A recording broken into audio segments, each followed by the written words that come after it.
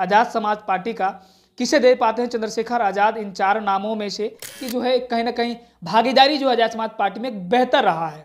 मतलब बेहतर रहा है कि जिसने पार्टी के लिए बेहतर काम करने का काम किया।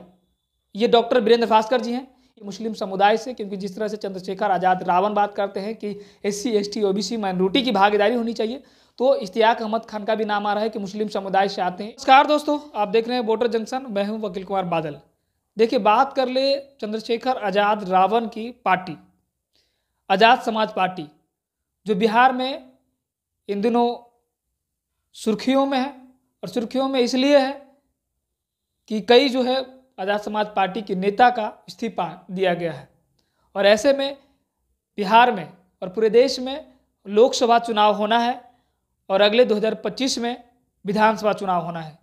और आप देख लीजिए कि राजस्थान, मध्य प्रदेश और जो जगह चुनाव 3 जगह चुनाव हुआ, उस जगह पे आज़ाद समाज पार्टी की एक भूमिका जो है अहम रही। भले किसी पार्टी ने उनका साथ नहीं लिया हो, कई जो है पार्टी कई जगह गठबंधन हुई है, वहाँ पे वोट परसेंटेज की बात कर ले तो वोट परसेंटेज काफ़ी आंकड़े में आए हैं। लेकिन अब बता दें आपको कि बिहार पे हम चर्चा इसलिए करने के लिए आए हैं कि बिहार में आज़ाद समाज पार्टी के प्रदेश अध्यक्ष जौहर आज़ाद जी का इस्तीफा दिया गया था, जो कि राष्ट्रीय कमेटी को सौंपा गया।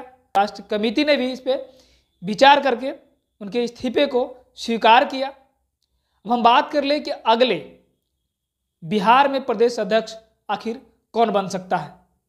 ये सोशल मीडिया पे कई नाम आ रहे हैं, कई नाम की चर्चा हो रहा है कि आखिर जौहर आज़ाद के हटने के बाद बिहार का प्रदेश अध्यक्ष का कमान किसे दे सकते हैं चंद्रशेखर आज़ाद।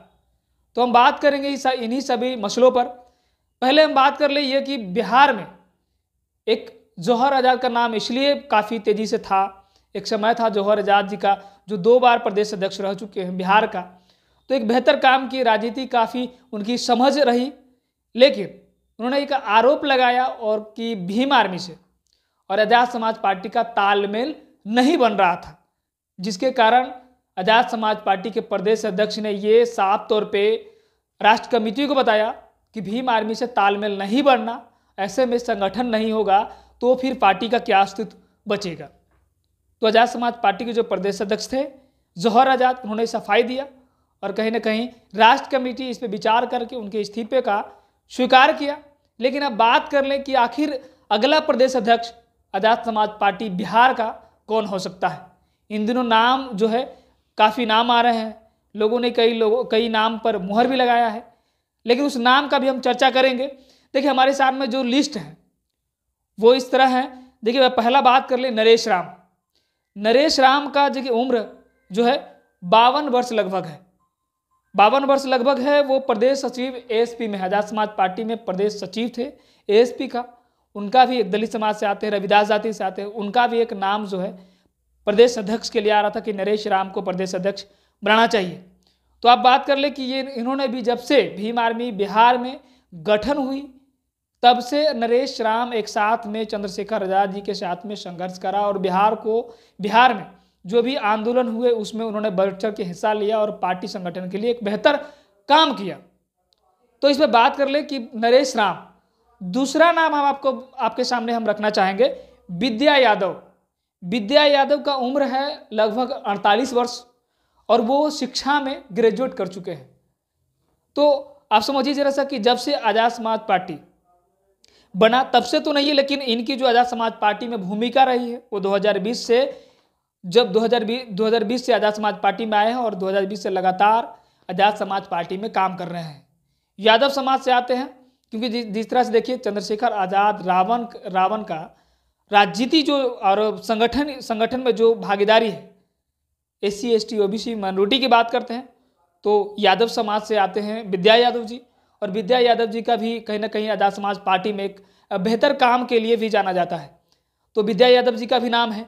और तीसरा नाम हम बात कर ले डॉक्टर वीरेंद्र भास्कर, जो वर्तमान में बिहार के आज़ाद समाज पार्टी बिहार के प्रदेश प्रवक्ता थे। काफ़ी बेहतर जानकारी, राजनीति समझ।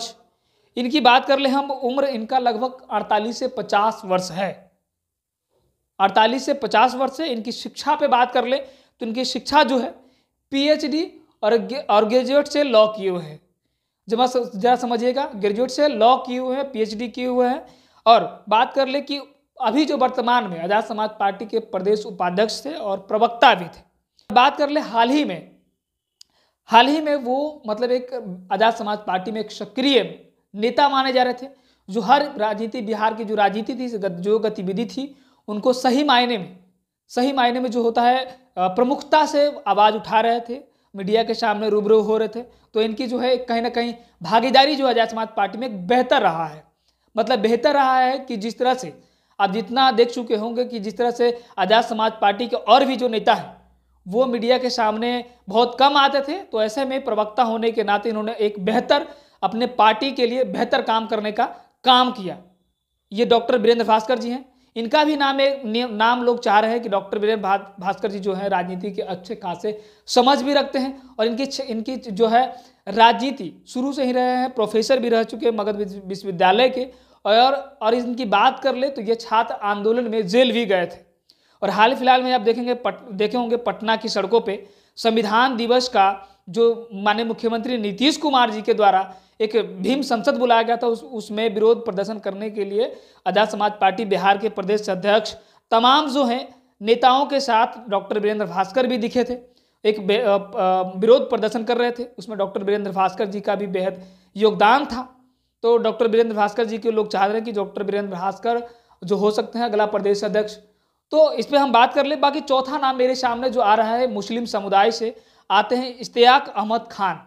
देखिए इश्तियाक अहमद खान का भी नाम आ रहा है कि मुस्लिम समुदाय से, क्योंकि जिस तरह से चंद्रशेखर आज़ाद रावण बात करते हैं कि SC ST OBC माइनॉरिटी की भागीदारी होनी चाहिए, तो इश्तियाक अहमद खान का भी नाम आ रहा है कि मुस्लिम समुदाय से आते हैं। इनको भी एक बात कर ले इनके बारे में कि जिला अध्यक्ष हैं पश्चिमी चंपारण का जिला अध्यक्ष हैं और इनकी उम्र जो है 40 से 45 साल लगभग है। तो बात कर लें कि शिक्षा में भी ग्रेजुएट कर चुके हैं।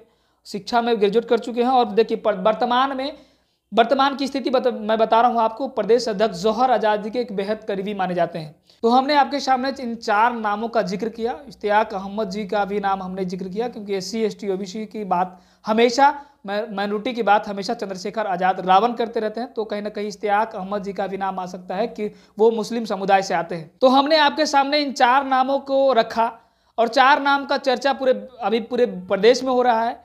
जो आजाद समाज पार्टी भीम आर्मी से लोग जुड़े हुए हैं वो चर्चा कर रहे हैं, सोशल मीडिया पे काफ़ी तेजी से वायरल भी हो रहा है। और ये 4 नामों की जो है लिस्ट एडवोकेट चंद्रशेखर आज़ाद रावण के भी समक्ष रखा गया है। और कहीं ना कहीं चंद्रशेखर आज़ाद रावण अपने जो पदाधिकारी हैं, राष्ट्र कमेटी के पदाधिकारी हैं या फिर बिहार के जो पदाधिकारी हैं, उनके सामने चर्चा करेंगे और इन 4 नामों के ऊपर किस पे मुहर लगती है ये अब देखना होगा। इस पर आप लोग क्या सोचते हैं इन 4 नामों पर? इन 4 नामों को अगर प्रदेश अध्यक्ष इसमें से किसी को बनाया जाता है तो क्या बिहार की राजनीति में आजाद समाज पार्टी की क्या भूमिका हो सकती है? क्या आजाद समाज पार्टी बिहार में राजनीति करने में जो अगले लोकसभा चुनाव आने वाले हैं, विधानसभा चुनाव आने वाले हैं, उसमें आजाद समाज पार्टी का अहम भूमिका निभा पाएगी या फिर किसी गठबंधन के साथ में काम करने के लिए, राजनीति पार्टी का साथ लेने के लिए कुछ अहम भूमिका निभा पाएगी? आप लोग अपनी प्रतिक्रिया हमारे साथ साझा जरूर करिएगा। धन्यवाद।